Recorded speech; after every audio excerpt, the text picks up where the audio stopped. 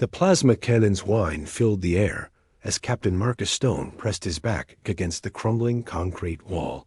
3 months into the war with the Velari Empire, humanity had learned that their crystalline enemies showed no mercy to the weak. The abandoned colony on Kepler 442b had become another casualty in the endless conflict between species.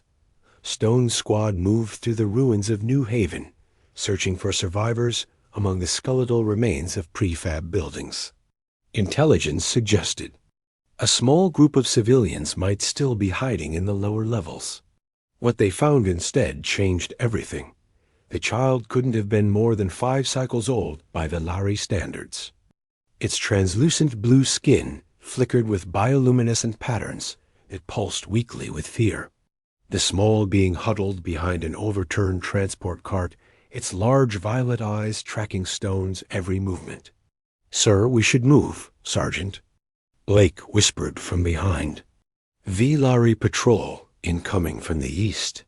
Stone held up his hand, his gaze fixed on the alien child.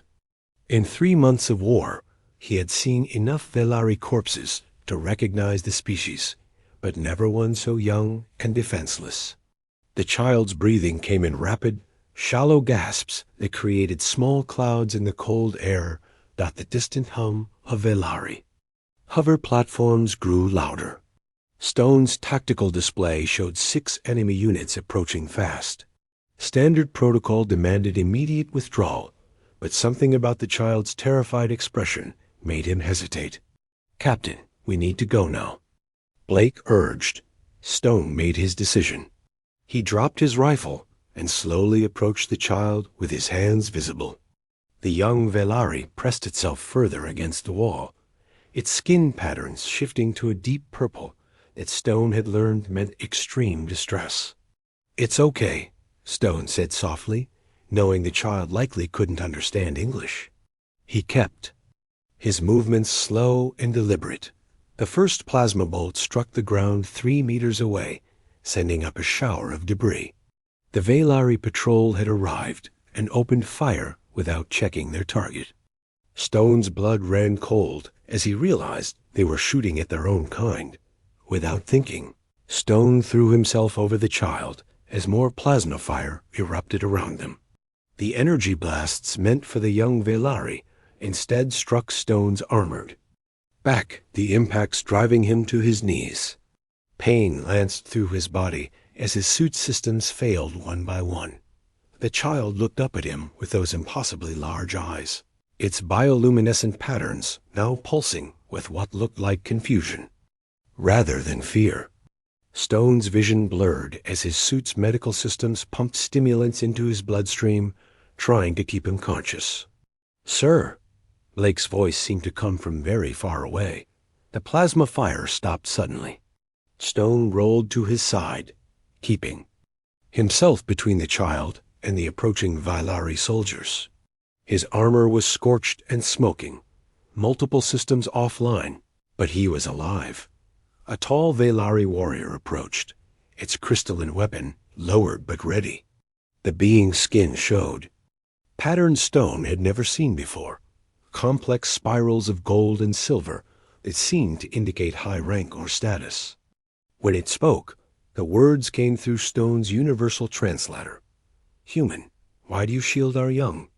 Stone struggled to sit up, his left arm hanging useless at his side.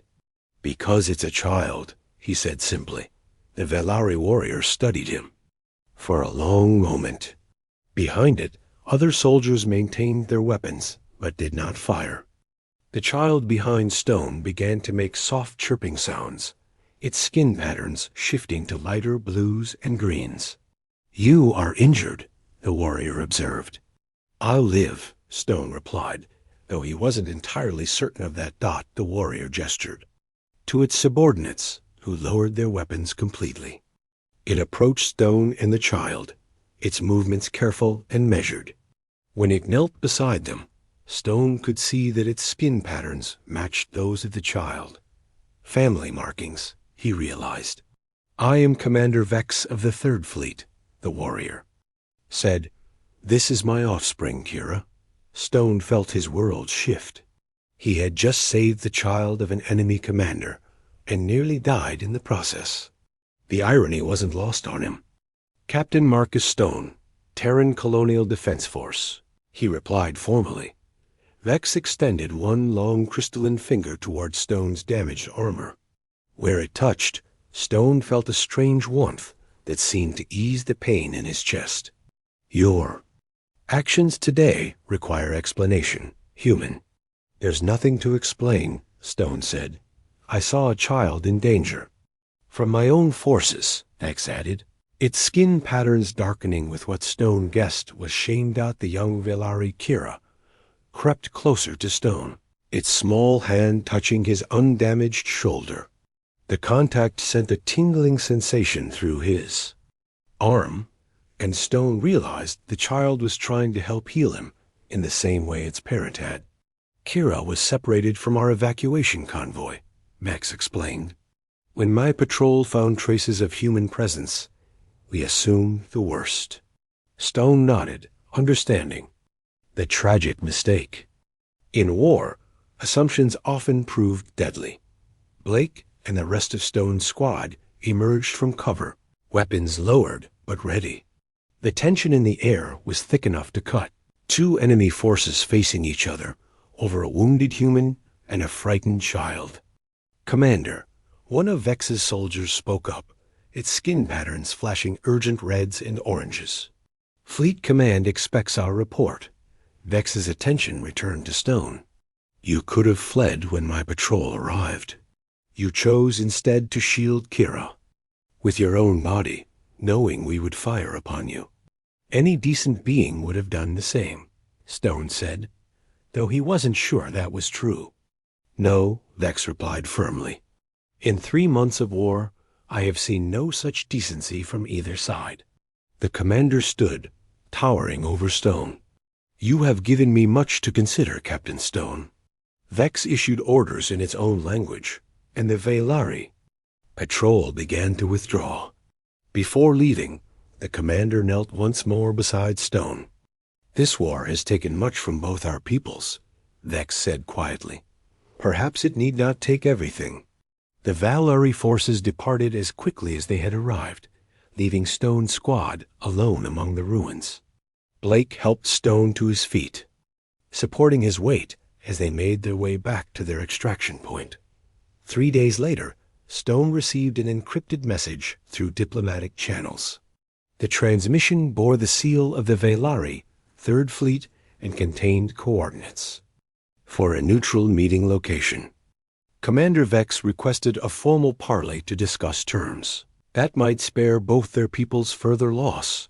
The war was far from over, but for the first time since it began, Stone allowed himself to hope for something more than mere survival. In protecting one small life, he had perhaps saved thousands more. The message ended with a simple phrase in broken English. "Kira remembers the kind human who kept her safe."